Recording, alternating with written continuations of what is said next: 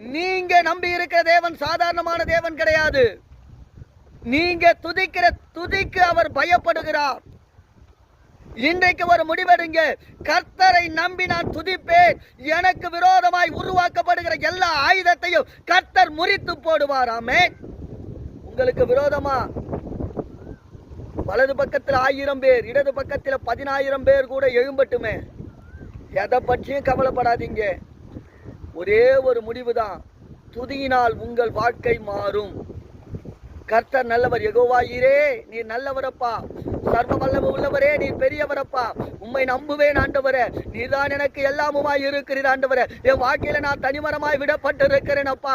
என் கண்ணீரின் பாதையை அறிகிறவர் அப்பா. என் கண்ணீருக்கு பதில் கொடுக்கிறவர் யாரும் இல்லை என்று அழுத போது இதோ இந்த வார்த்தை வருகிறது, துதிக்கு பயப்படத்தக்க தேவன் அற்புதங்களை செய்வார் என்று. இன்றைக்கு ஒரு முடிவெடுத்து உம்மை மாத்திரம் நான் துதிக்க போறேன்.